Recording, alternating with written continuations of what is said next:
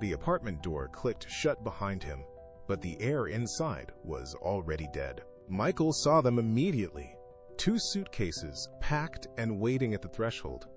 He turned toward the kitchen. Sarah stood by the counter, arms locked tight against her chest. She did not move as he approached. She did not offer a greeting. She pointed at the bags and spoke, her voice flat and precise.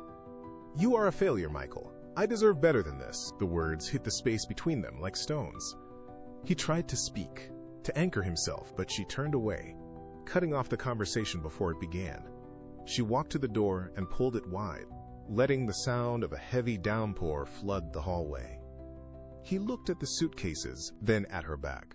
There was no point in arguing. He grabbed the handles, the weight dragging his shoulders down, and stepped out into the dark. The door slammed shut behind him. The rain hit his face immediately, cold and unrelenting. He stood on the sidewalk, the streetlights blurring in the downpour, and started walking without looking back. The sedan became his entire world. 3 weeks passed in a blur of cramped limbs and the smell of stale upholstery. He learned to sleep with his knees pulled to his chest, waking every time a car passed by. When the rain became too heavy, he sought refuge in the city shelter. It was a sterile, echoing hall filled with the sounds of strangers. He spent his nights staring at the ceiling, listening to the hum of flickering fluorescent lights. One night, his phone buzzed against the cold metal floor. He tapped the screen. A message from his circle of friends popped up.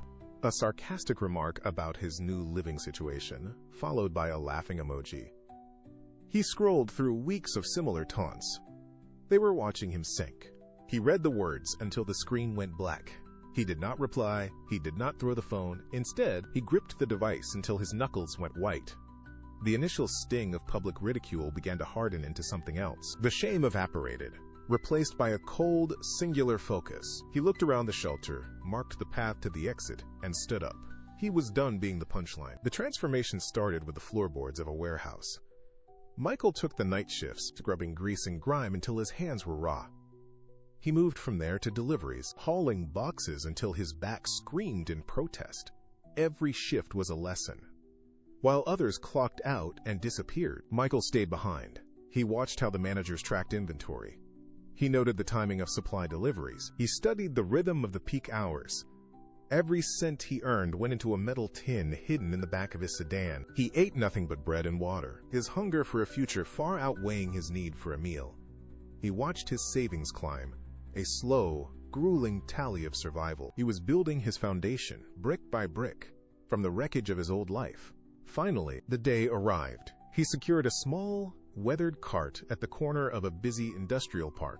He stood behind it, testing the heat of the stove, smelling the steam of his first batch of product. The cart was small, paint peeling, but it was his. He looked out at the street, waiting for the first customer, his eyes sharp and steady. The climb had begun, and he was not going to stop for anything. The office was quiet, save for the hum of the city through the glass. Michael stood by the window, watching the skyline he had spent 4 years conquering. His phone vibrated on the polished mahogany desk. He picked it up, seeing her name on the display. He waited. The silence in the room stretched, heavy and deliberate. He pressed the button. The voice on the other end was fractured, thin, and desperate. Sarah was sobbing, the sounds jagged and unrefined. She spoke of regret, of memories, of a love she claimed had never truly dimmed. She pleaded for a second chance, her words tumbling over each other in a frantic rush to rewrite the past. Michael listened. He did not pace.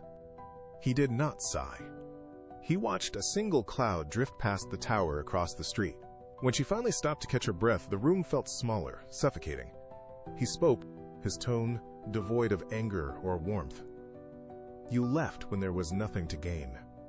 I have no space for someone who only stays for the harvest." He did not wait for her response. He tapped the screen, returned the phone to the desk, and turned back to the window. The call was over. The past was closed. The restaurant hummed with the steady rhythm of dinner service. Michael moved through the dining room, his gaze sweeping over the tables, when 2 men stepped into his path. They stopped, offering wide, practiced smiles that did not reach their eyes. They spoke of partnerships, of shared histories, and of the potential for a lucrative future together. They gestured toward the room as if they had a stake in its success.